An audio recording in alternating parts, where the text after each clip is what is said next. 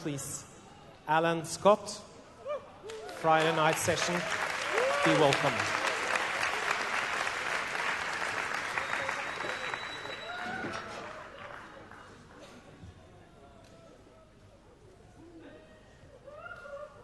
Wow.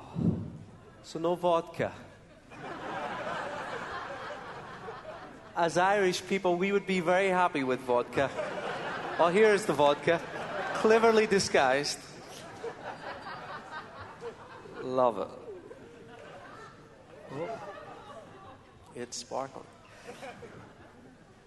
Okay, if you have a Bible with you, Matthew chapter 9 and verse 35. And we're going to journey some text together this evening.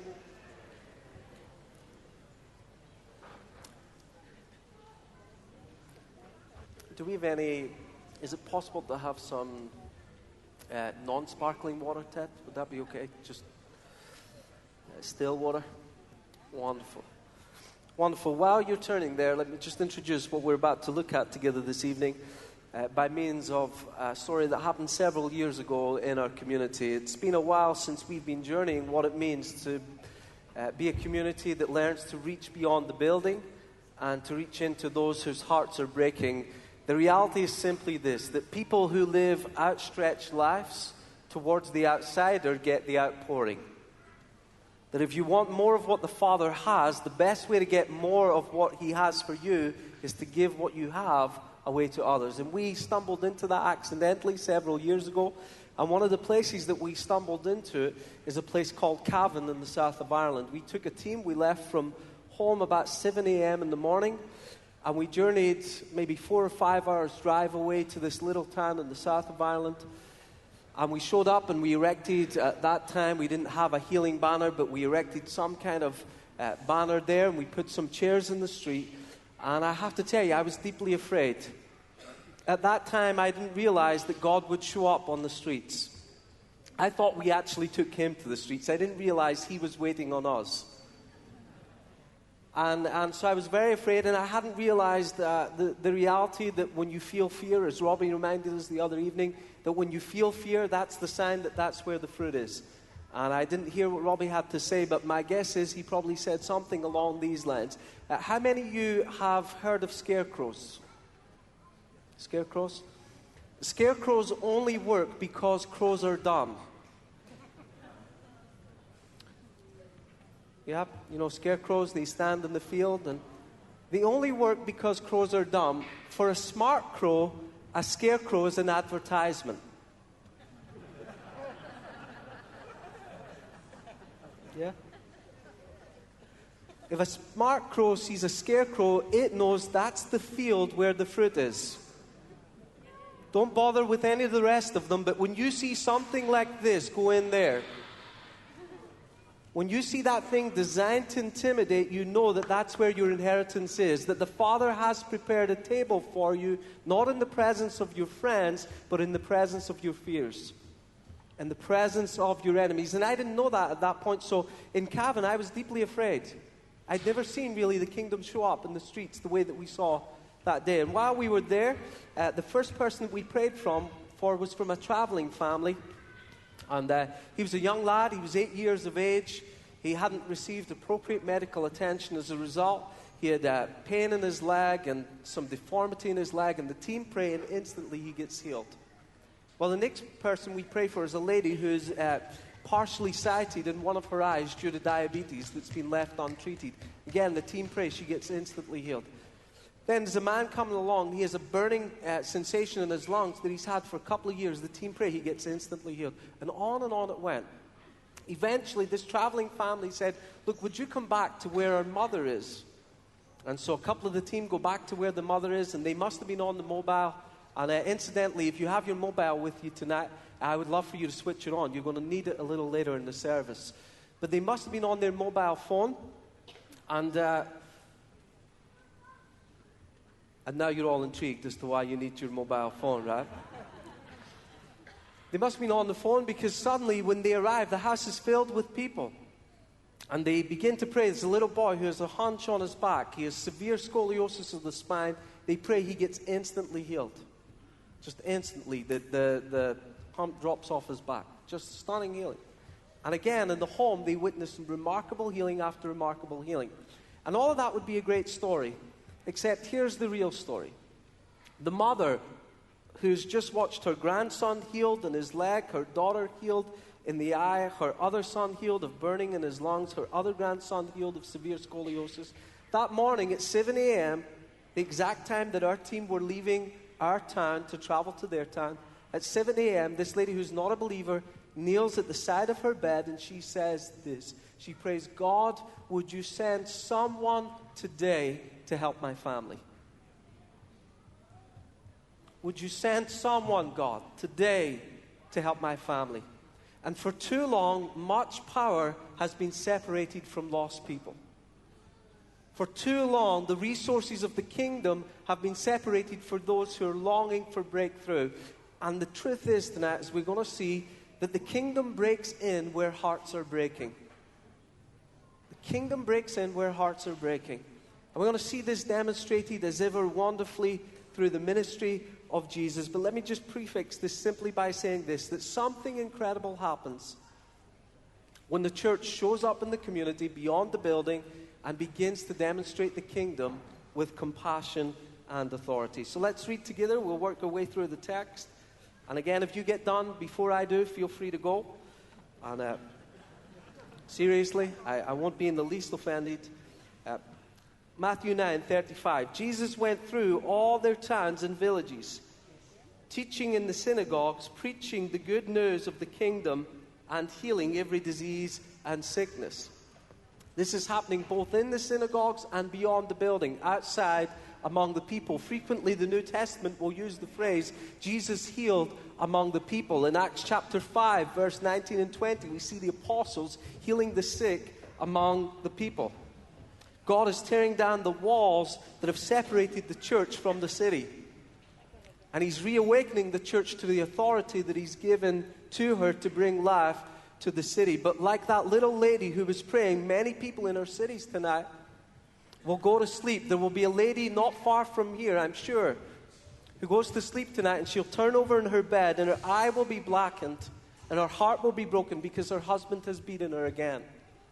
Tonight there'll be somebody going to sleep who will have drunk themselves into a stupor because they can't bear the pain that's going on in their life. In your city, where you come from tonight, a woman will turn in her bed and wonder, how much longer can I stay in this marriage? And a young man will inject his veins in the hope that it will bring him some kind of relief. And all I want to say in that, as we begin to journey the text, is this. It is our task as the church to bring life to our cities. It is our task as the people of God who carry contagious hope and expansive love. It is our task to bring life to our cities. And Jesus wonderfully exampled that for us. Jesus taught us how to engage people whose lives are secretly hoping but desperately hurting. People who are just wondering where they can find hope and healing. Notice that he proclaimed the good news. He made visible the beauty and the glory of God in every place he went. And that's the task of the church, to make God's glory and his beauty visible in the city. And we do that by moving in generous compassion. Verse 36, when he saw the crowds. I just love that little phrase and all that it means. You know, Jesus didn't only see what the Father was doing, he saw where people were hurting. He didn't only see what the Father was doing. The secret of Jesus' ministry wasn't simply seeing what the Father was doing. It was seeing what the Father was doing and seeing where people were hurting, and then taking the fullness of heaven and colliding it with man's brokenness. Just taking everything that was in the Father and bringing it to the emptiness in the hearts and minds of men. When he saw the crowds, he had great compassion. And I know you lived this out, but the Great Commission is an invitation to great compassion. The world doesn't need anyone else running out in the Great Commission who doesn't have great compassion. It's our compassion that moves us towards the broken and the needy. It's the compassion that makes the impossible available. Let me say that again. It's compassion that makes the impossible available. Have you ever looked at someone who's a long-term illness, cancer, multiple sclerosis, a terminal disease, and wished that you could do more? Longed that you could offer something more than sympathy. Hello, how are you? Are you well? I love your t-shirt. His t-shirt says, "Bring it on." I'm going to take that as a prophetic word.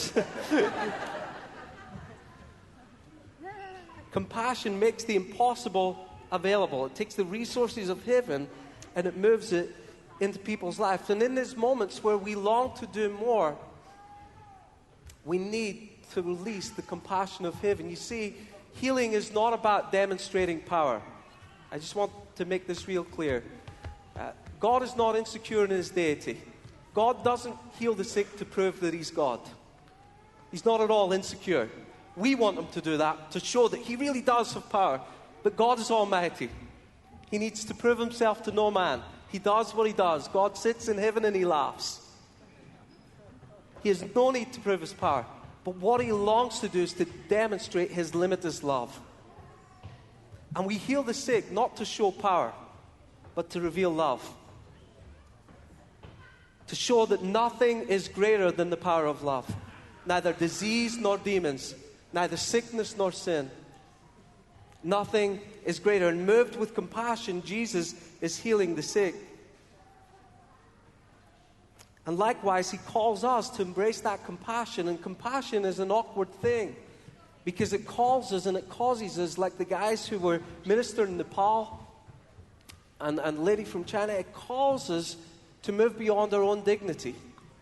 Compassion puts us in incredibly awkward positions. And the truth is, the more that you live the risk, the more you do the kind of stuff that Robbie was talking about the other night, the kind of stuff that we see all the time in our young people in our church, and all the way, the more you do that, the more favor that rests on you, the more demand that comes to you. The more it becomes known in your city that there's a solution to be found, the more the broken in your city begin to come. The more they begin to gather around, the more they look for hope. A man in our city was out shopping in a local store, Sainsbury's in our town. While he was there, he was talking with a friend. The friend happened to know about our church and said, "Hey, you sound like you need help. You should go to the Vineyard." The man didn't come. But one Thursday afternoon, he called our offices. And he said, "My wife is suicidal." He's not a Christian. "My wife is suicidal. I've heard that the Vineyard is able to help. Can you come?" And he asked for the pastor. And I said, "I'm not going to go. Because the truth is, they don't need me." And so what we did is we sent two ladies. And they show up in the home and they meet his wife and she is suicidal. But after they had driven out the 4 demons, she was in a better frame of mind. Then they invite her to receive Jesus into her life, and right there and then she does. Well, on the Sunday, she comes to church with her husband. His name is Alan also. And at the end of the service, Alan comes up to me, and he says, "You know those 2 angels that came to my home the other day?" And I had to check with them because we have angelic encounters occasionally. And I had to check with them and just say, "You do know those were real people, right? Those weren't angels, that was people?" He said, "Yes, I know who they are." He said, "Would you send them to my home today? I want to give my life to Jesus today."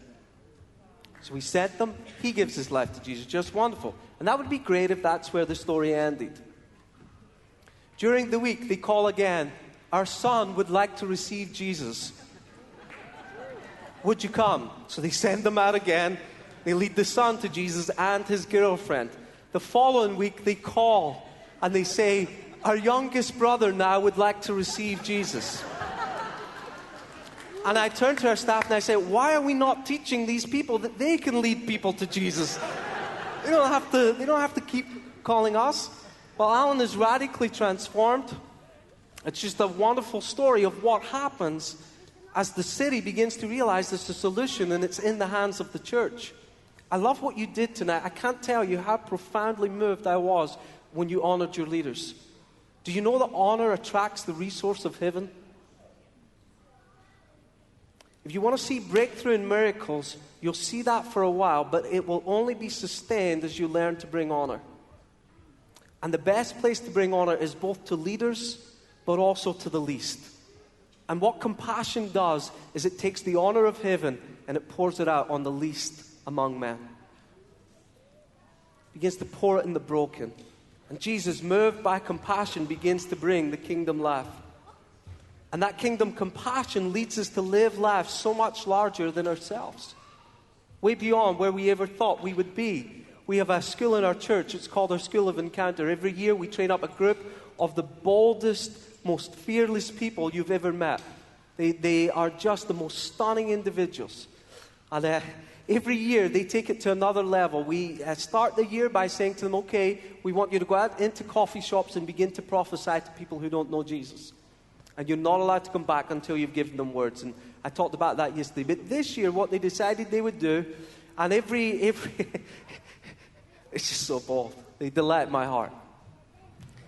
Every week they go into our city and they heal the sick and they cast out demons and they serve the poor, and they're just the most remarkable people. But every time they raise the bar of risk. So this year, what they decided to do, and I don't know what the equivalent is in your culture, but they decided, without my permission, otherwise I wouldn't have let them go, but they decided to go to our accident and emergency room of our local hospital. So they go in there where people are really sick. And they show up and they begin to heal the sick in the accident and emergency room. That's bold, isn't it? So I take notes when they, you don't have to clap. I take notes when they do that sort of stuff. I ask them, how did you get started? What did you say when you went into A&E? What did you say? Is there anyone here sick? Or like, what? How do you do that? How do you get that kind of... I take notes. We have a young man named Philip. Philip's been with us a year. He comes from a very traditional church background. The first week at our encounter school, he watched someone fly through the air and off a wall, and he was confused from that moment on, really. But he's been playing catch-up the whole time. He was learning how to minister the kingdom, and unbeknown to me, what he was secretly doing was going, as it happens, to Sainsbury's car park in our town on his own, and praying for people as they were coming out their cars. He would take an hour in his week and just go pray. He told me that he prays for, on average, 8 to 12 people every week on his own in a car park. And the reason the story came out was because in April this year, Philip went back to his home church. There was a lady there who had had a stroke that left her with fairly severe paralysis. Some of the effects had worn off, but not all of it. And during the service, Philip noticed her, and he was leading worship. He's a great guitarist. He noticed her, and he stopped the service, and he said, I'd like to pray for you. It's a fairly small church. He was able to do that. Prayed for the lady. Not a lot happened. At the end of the service, he prayed for her again. She flew up in the air. You don't have to do that, but it kind of adds to dramatic effect. Flew up in the air, down onto the ground, got up, healed from her stroke effects. And I asked Philip, how did that happen? And only then did the story come out about what he's been doing in secret. And what is that? That is just people learning to take kingdom compassion to broken lives and broken communities. God is always looking for opportunities to gratify his compassionate heart. He's so generous. That's why we never have to bend his arm up his back. We never have to bargain or bribe. Most of the time we have to say, please don't do that, God. This is going to be so awkward. Please don't do that. Please don't. You want me to get up from my seat and go over there. And I'm going to ask you to do something really awkward. Are you ready? Take your mobile phone.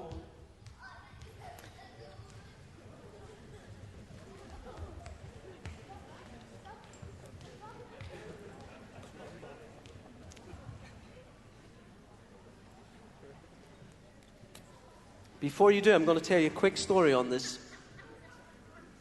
Simon has been attending our church for about 3 months now. He came to a day where we were training and equipping people in kingdom ministry.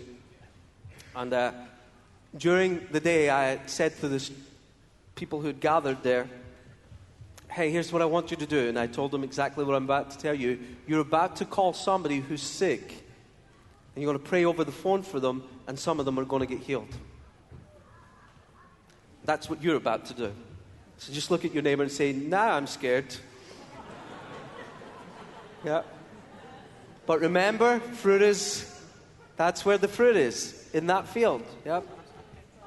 And I said, when you call them, just say, hey, I'm at this gathering, and they're asking us if we would pray for some people, and I thought of you, and so, pardon me, and so here I am, I want to pray for you. And I said, speak to the condition. Well, because he's new, he didn't realize that I meant actually talk to the person. So he calls his mother, and his mother lives with her partner, and her partner's an atheist. And he says, and I don't know the man's name, but let's call him Steve, put Steve on the phone. So the mother gives the phone to Steve, and then he says to Steve, put the phone at your knee.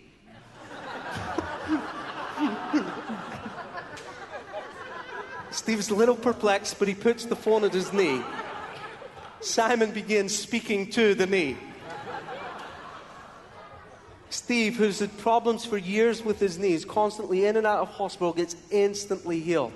It's just the most glorious thing. And I had to explain to Simon, that's not what we mean when we say, speak to the condition. But if that works for you tonight, then go for that. So I'm going to give you a couple of minutes here to make a phone call to someone that you know who's sick, who needs healing. Now, before you call, you're going to pray, you're going to speak to the condition, and then after you've called them, and after you've prayed for them, ask them to try doing something to test it out. So if they have asthma, ask them to go for a quick run around the living room, or whatever it is, but ask them to do something. And do you feel the awkwardness in the room just went? This is living it. So are you ready? Have you got your mobile? Pick it up, make the call. If you have to move to get reception or out of your seat, if you feel more comfortable walking and talking, do that.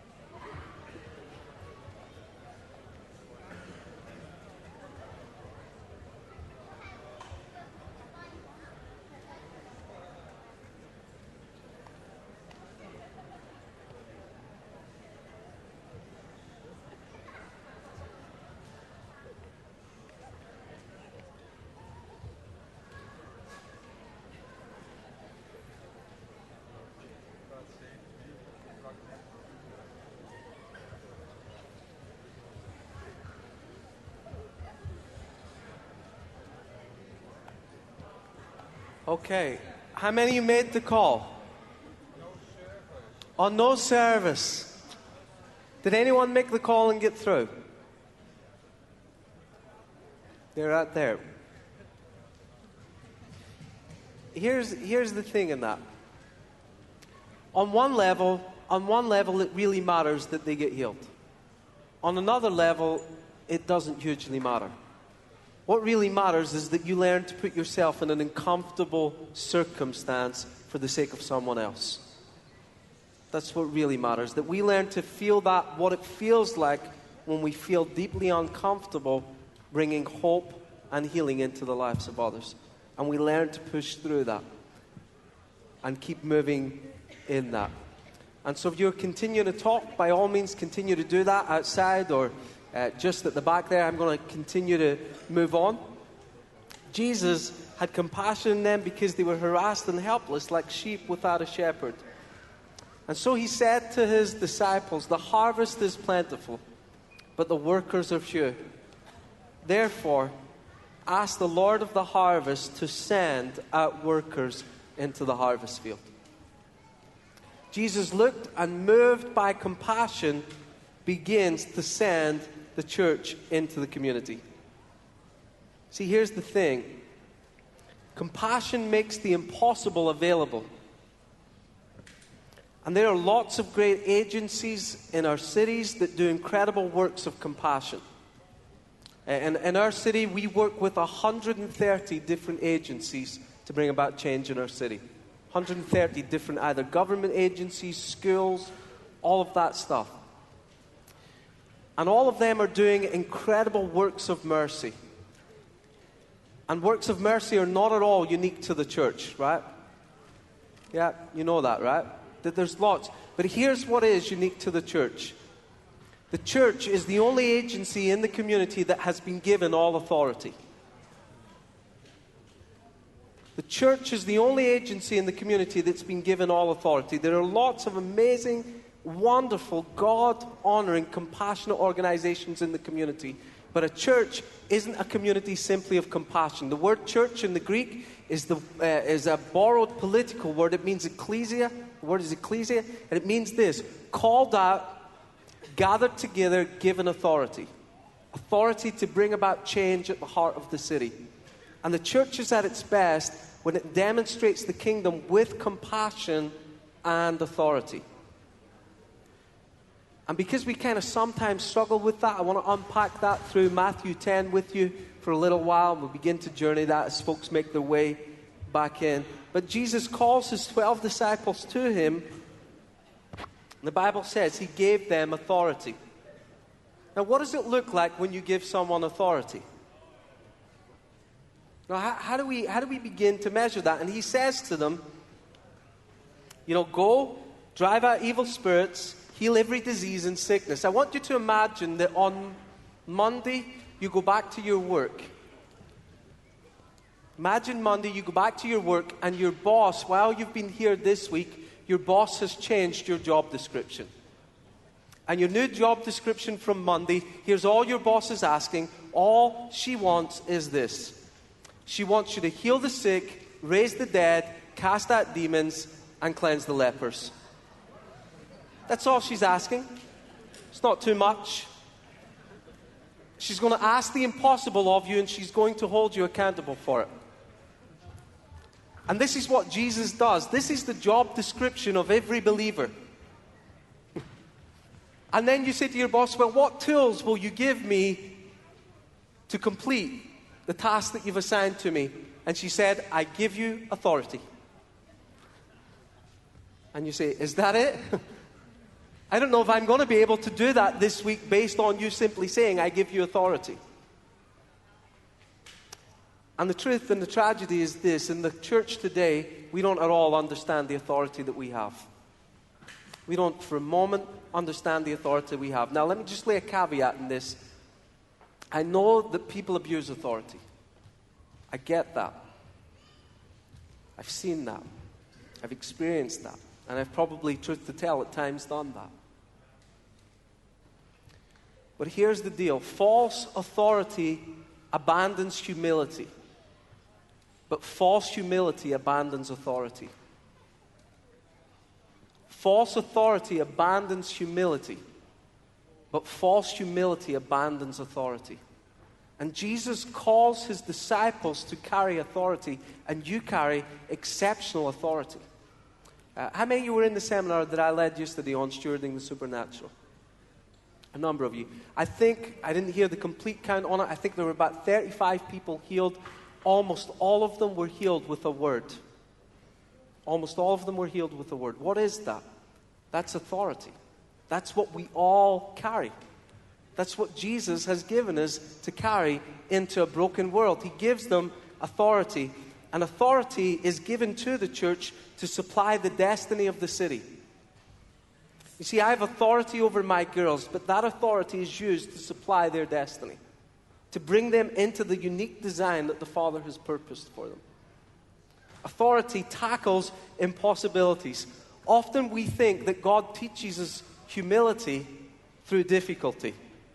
So we have this adversity in our life and we think, God must be trying to teach me something because life is hard. Listen, God doesn't teach you humility through adversity. He teaches you humility through reaching for impossibility. That's very good. And that's how he does it.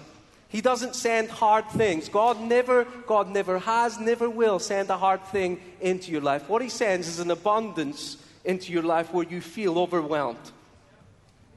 And suddenly you realize, wow, I'm supposed to bring a solution that I don't have. Do you remember Moses is at the Red Sea? Do you remember he's there?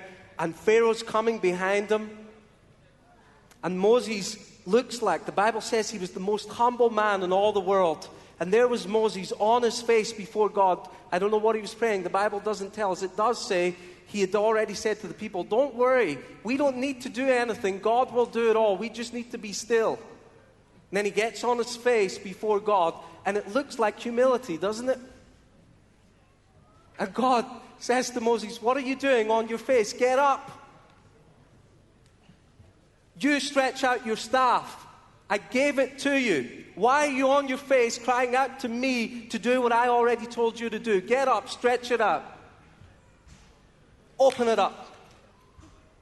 And suddenly, Moses realizes, wow, humility isn't lying on my face before God. Humility is stretching out my hand over impossibility, feeling naked and vulnerable, and watching it begin to shift. And God teaches us humility through the authority that he's given to us.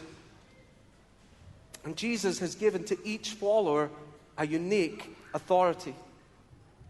The kingdom advances through authority, not activity. Not through programs, but through authority. Watching God show up and changing lives.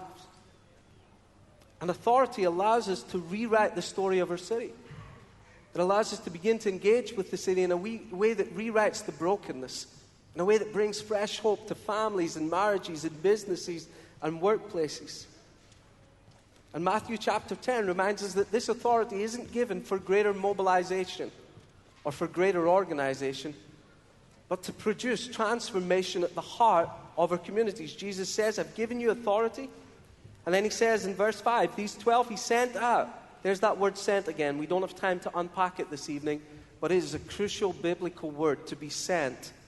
To be sent is just a crucial biblical word. But he sends them out with the following instructions. Do not go among the Gentiles, but rather go to the lost sheep of Israel. As you go, preach this message. The kingdom is near.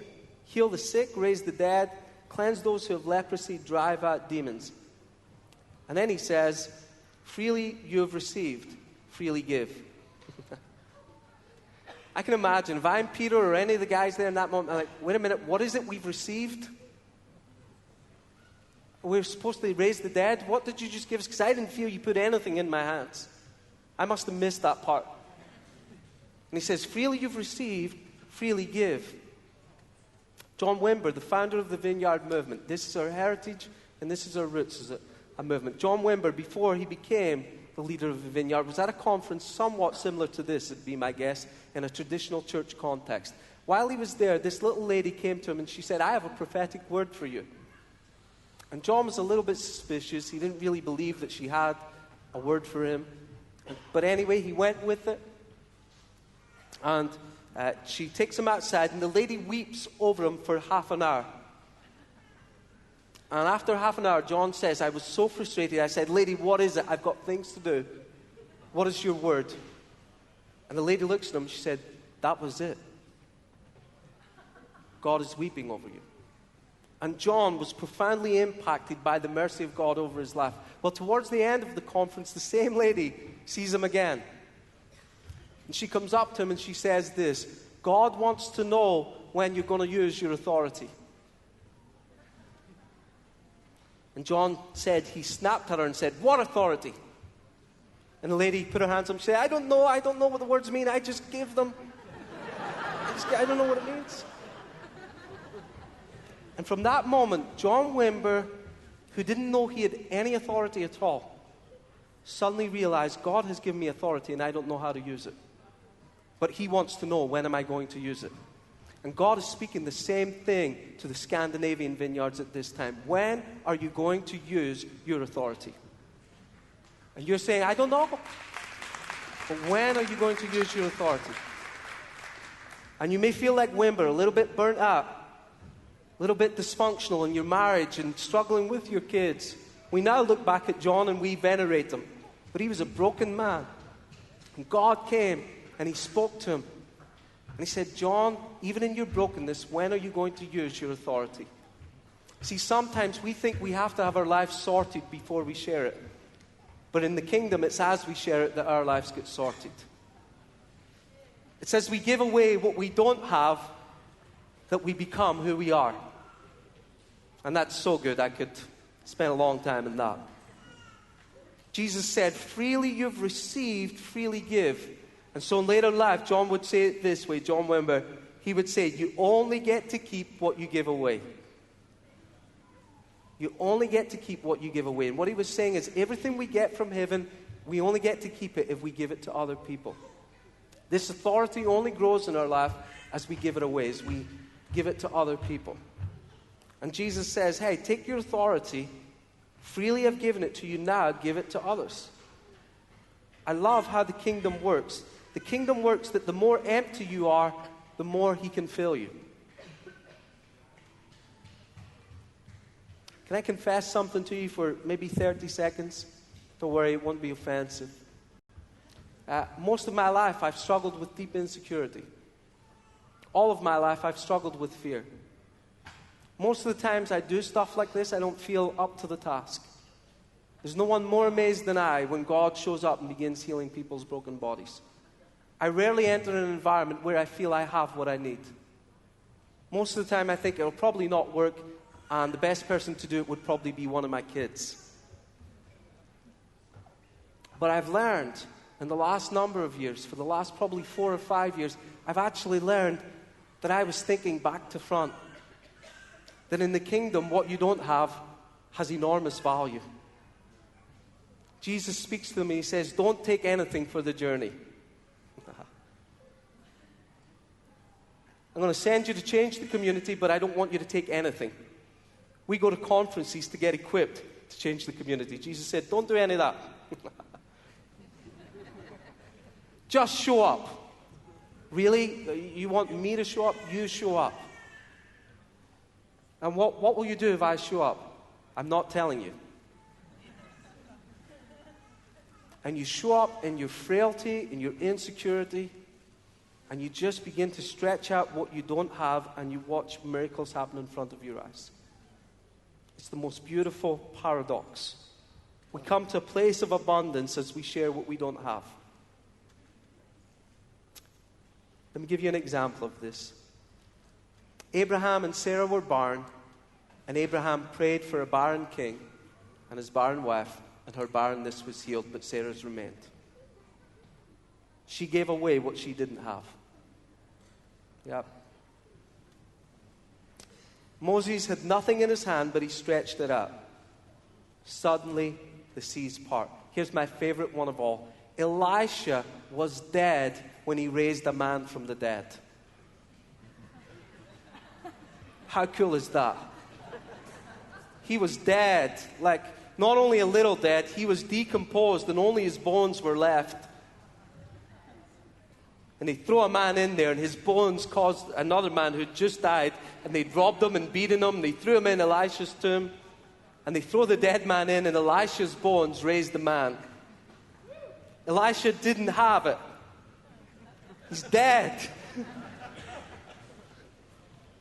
And it's just the most amazing thing, but I tell you what, it makes me weep every time I think about it. I continue to come before the Father and I say, God, how is it possible that a man who is dead can raise people from the dead, and I have not yet seen it in my life? I must see it. I must see it. How can a dead man raise people? And I have not yet. I must see it. And in the kingdom, it's what we don't have that God chooses to use. It's astonishing authority wrapped in intentional vulnerability. And isn't that what the cross is? Isn't that what the cross is? Isn't it astonishing authority that you would miss because it doesn't look like authority? Isn't it incredible glory, but it just looks messy and gory and vulnerable? It's the love of God stretched out, an incredible vulnerability. Jesus says, verse 9, don't get any gold or silver or copper to take with you in your belts, no bag for the journey. I can almost hear the whisper of the Father saying, you're my children and I've given you good things to share. As you follow me, you'll encounter people who are far from me, who are fighting for faith, struggling in their marriages, longing for healing, wondering if I'm real. People who prayed last night that I would show up. Don't worry that it feels like you have nothing to offer. It's my pleasure to send you out empty and to bring you back full. Vicky showed up in our coffee shop. She looked over at a couple who were having coffee. This was in November or October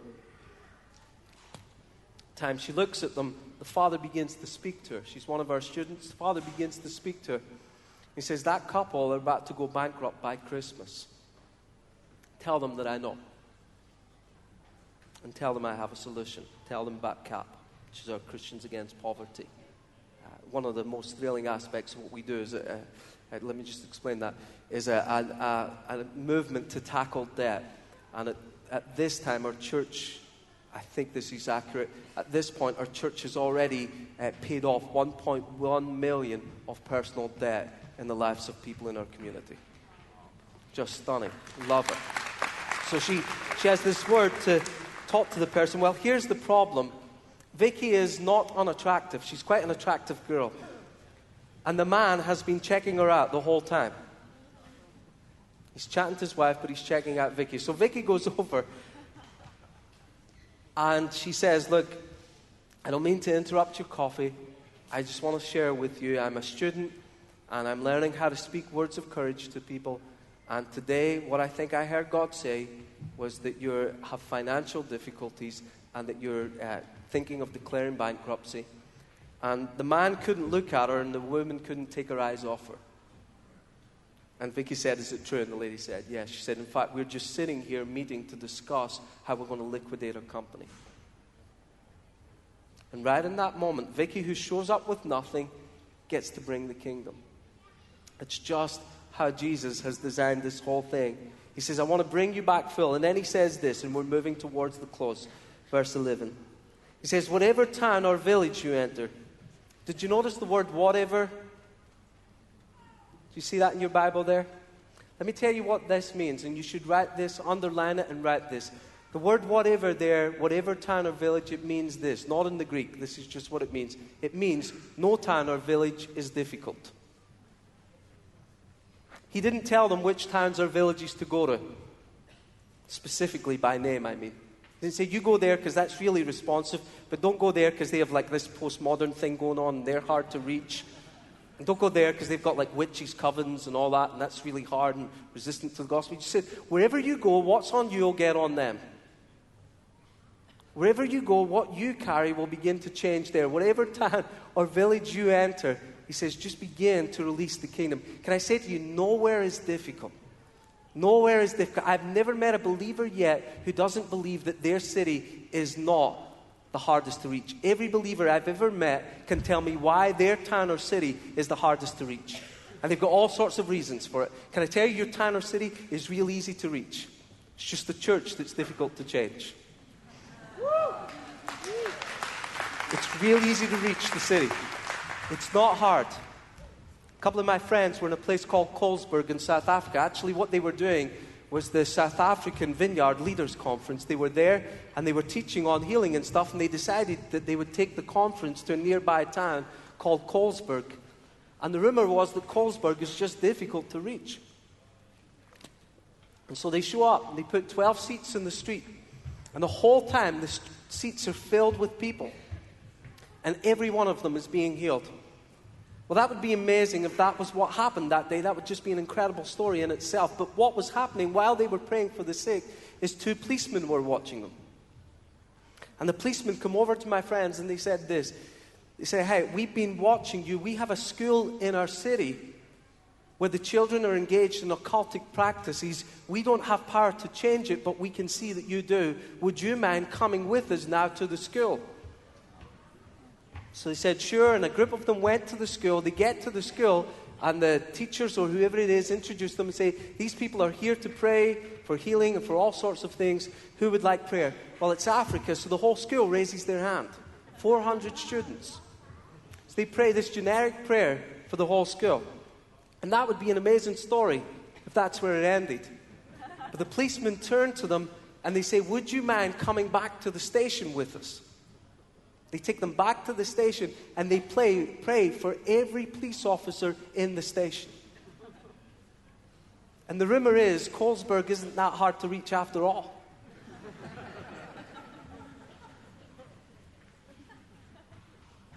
And wherever you're from, it isn't that hard to reach after all, but you do have to show up. And you do have to be beyond the building. And you do have to have incredible vulnerability. You don't have to be real bold. You can go with fear and trembling, but you do have to go. Because He won't do it for you, but He will do it with you. The Bible says nothing is impossible, not for God, but with God. I don't know if you caught that, so I'll try it again. It doesn't say nothing is impossible for God, but it says nothing is impossible with God. As you go with God, you see impossibilities begin to bow the knee to Jesus Christ. And we can pray for God to change our cities. And we've been doing that now for hundreds of years. Or we can begin to show up in the heart of our cities and be the change that our cities need, under the inspiration and the power of the Holy Spirit. He says, whatever town or village you enter, search for some worthy person. As you enter the home, give it your greeting. We have a community near us, the early Celtic travelers, who set out from about 15 minutes drive away from where I live. And what they used to do is they used to go out in their little coracles, and they would hoist the sail, and they would say, God, wherever you send us, wherever. And they had no idea where they were going to land. All they knew is that what they carried was sufficient for whatever community they were going to. That they would be the change the community needed.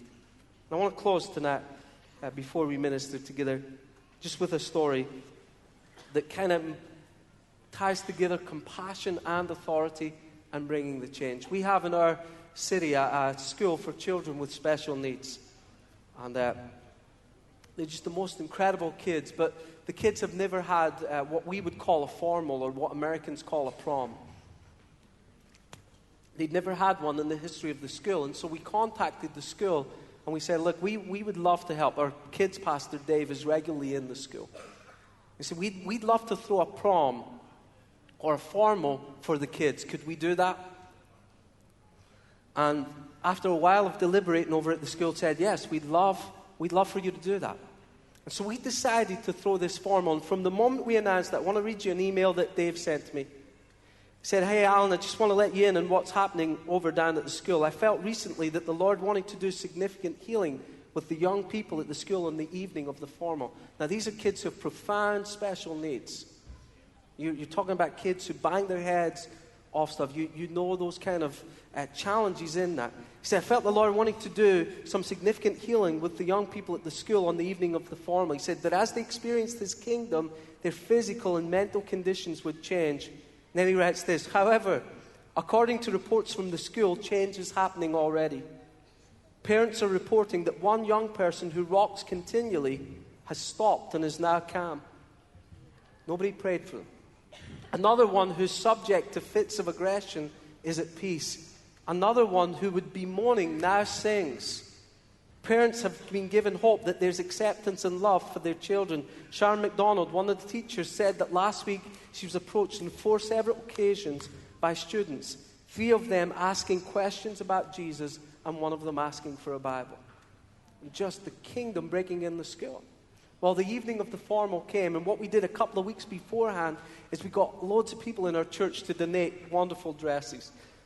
And all the girls came, these girls who'd never been dressed up for formal before. They came to our church 2 Saturdays before the formal, and they tried on their dresses.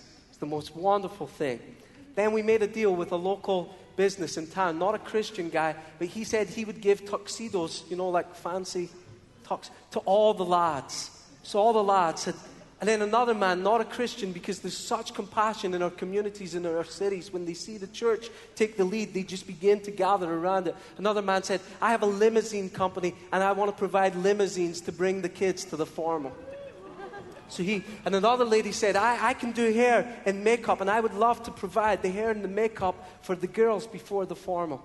And so in the evening of the formal, the limousines would show up, and the kids would get in their tuxedos, and we should have brought the video, Kate, The kids would get in their tuxedos and in their dresses, and then they would walk on a red carpet.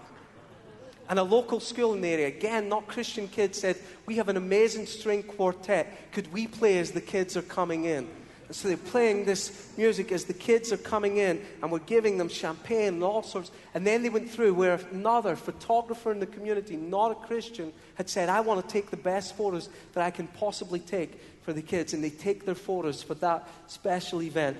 And then they sat down to a wonderful meal, and they had an absolute ball. And then after the meal, they had a dance. And I don't know how it is in Scandinavia, but in our culture at weddings, the first few songs, nobody gets up to dance. And then they dance. Well, these kids, from the first note, all took the floor. And they just danced the whole night away. And it was a moment where heaven invaded earth.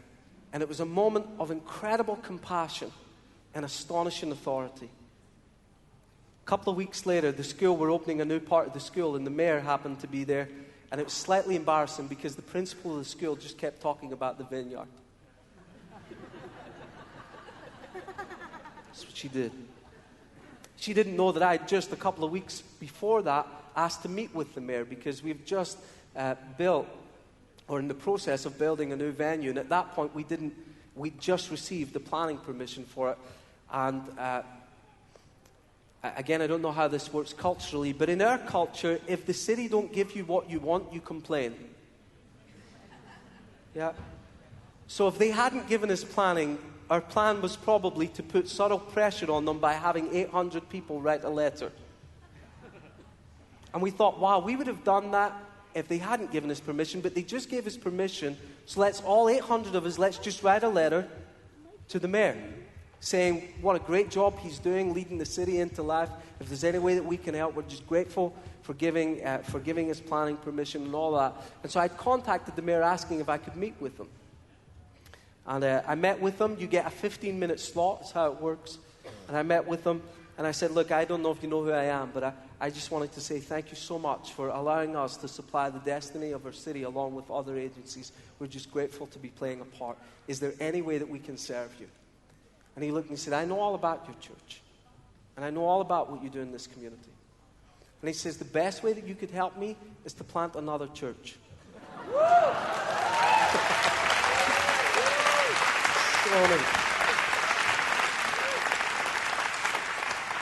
And we had a little interchange, and I said, no, you don't understand. We're not trying to build a great church.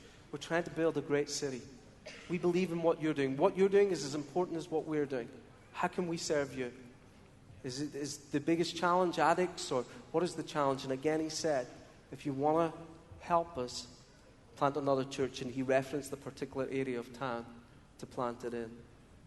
And there's incredible favor as the church begins to show up in the community. And my expectation is, as you go from this conference, that the Father's going to stretch out his hand through your life as you show up weak and trembling, and he's going to do more than you ever dared to dream or to imagine. You're going to begin to see the kingdom reshape cities, because that's what the King does. It's always what he does. Whatever town or village you enter, bring life, bring the kingdom. So we're going to do some ministry. I'm going to invite Catherine to come.